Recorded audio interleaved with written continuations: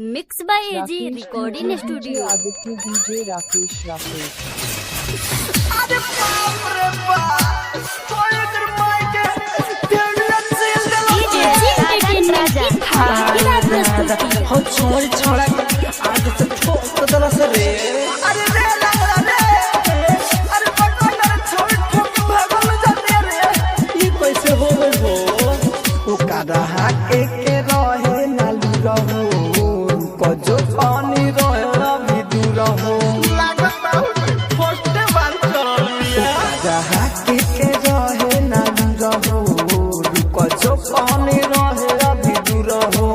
आज जब मरले धीरे को गइलो देहिया में ठीक, जब मरले धीरे को गइलो देहिया में ठीक, बीचे सड़क पे पटू को दिले बा।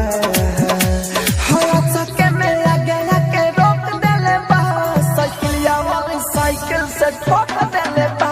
हया चक्के में लगे के रोक देले बा, साइकिलिया वाली छोड़ी हमें ठोक देले बा। Mix by AG recording studio.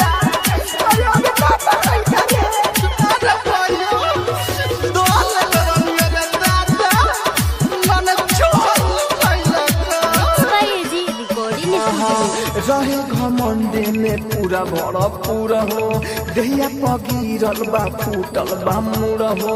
यही कारण गोर के भइल मशहूर हो, भागे चिड़ैया जैसे भागल बा फूर हो।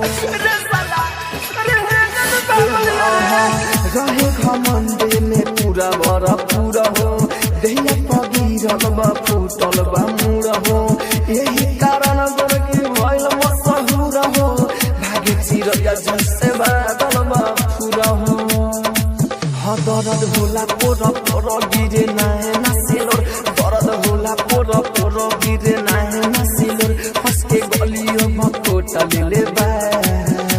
हया चक्के में आगे के रोक देले बा, साइकिलिया वाली साइकिल से ठोक देले बा।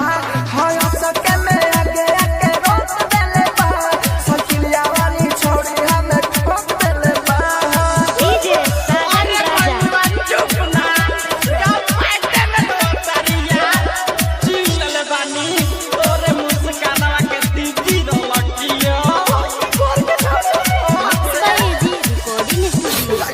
मिठू मिसाइल बातमानी गौरव के राहे रे ओकर जवानी।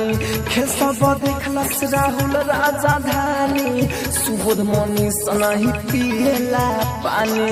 पधारा चुस्सा राइतारा मिठू मिसाइल बातमानी गजब के राहे रे ओकर जवानी। खेल सब देखलस राहुल राजा धानी, सुबोध अनिल नहीं पिएला पानी। आ भेट भइल रल भल मन गइल बाटी घल, भेट भइल रल भल मन गइल बाटी घल। अरे दिला पमुच दिले बा। हया चक्के में आगे के रोक देले बा, साइकिलिया वाली साइकिल से ठोक देले बा। हया चक्के में आगे के रोक देले बा, साइकिलिया वाली साइकिल से ठोक देले बा। अरे जाए दे भइयो ना, अरे जाए ना दे ना, अरे जाए ना दे रे। चिल्लनु बानी बिहान डाइनु दोनों भाई मिल के बैठा दिया। राकेश ये जी रिकॉर्डिंग स्टूडियो। सब्सक्राइब कर राकेश कुमार।